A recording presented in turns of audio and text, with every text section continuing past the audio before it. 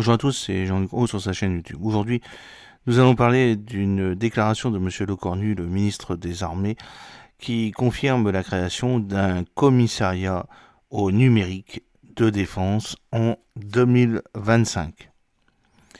Priorité des dernières lois de programmation militaire LPM, le développement des capacités du ministère des Armées en matière de numérique a donné lieu à la création de plusieurs nouvelles entités qui sont venues s'ajouter à la direction interarmée des réseaux d'infrastructures et de systèmes d'information de la défense, la DIRISI, laquelle assure le rôle d'opérateur télécom au sein des armées depuis maintenant plus de 20 ans.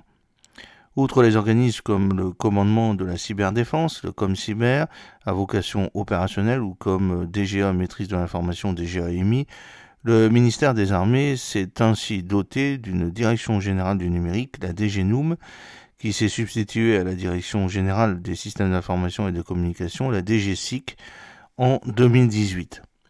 Puis l'année suivante, l'unité de management socle numérique, UMS-NOM, a vu le jour au sein de la direction générale de l'armement, la DGA, avec la mission de développer la cohérence d'ensemble entre les activités de conception-développement et les activités de déploiement d'exploitation d'outils et de services numériques.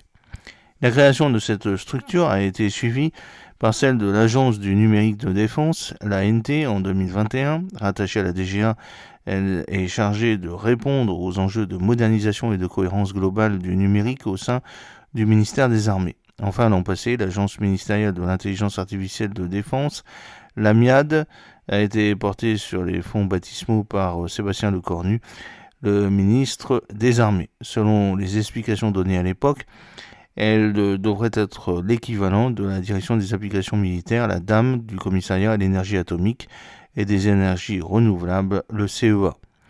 Seulement, l'empilement de structures dédiées à un même domaine ne fait qu'accroître le risque de doublons. Aussi, le 7 janvier 2025, lors des vœux pour la nouvelle année, le ministre des Armées, Sébastien Lecornu, a confirmé qu'un commissariat au numérique de défense serait prochainement créé. S'il n'a pas donné de détails sur le contour de cette réforme, il est question de fusionner ou du moins de réunir au sein de ce commissariat 4 entités, à savoir la DIRISI, la DGNOM, l'AND et l'AMIAD. Depuis plus de 20 ans, les réformes du numérique au sein du ministère se sont sédimentées en couches successives. Un décalage de plus en plus grand s'est ainsi créé entre une organisation qui a perdu en lisibilité et en efficacité et le besoin de réactivité et d'agilité, a fait savoir le ministre dans une lettre citée par le site L'Informé.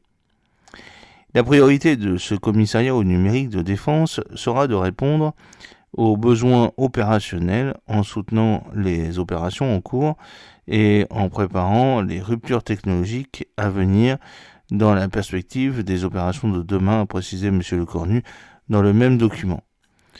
Reste à voir comment tout ceci pourra fonctionner, étant donné que toutes ces structures appelées à se fondre au sein de ce commissariat ne font pas toutes le même métier.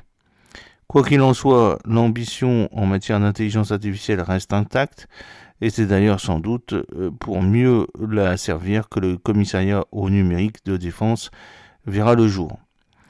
Dans le domaine de l'intelligence artificielle, 2025 sera une année charnière pour maîtriser et déployer cette technologie dans l'ensemble du ministère, avec la livraison du supercalculateur, la concrétisation de partenariats industriels et internationaux, et surtout la mise en production d'intelligence artificielle à tous les niveaux et dans tous les métiers du ministère, a dit M. Lecornu lors de ses vœux.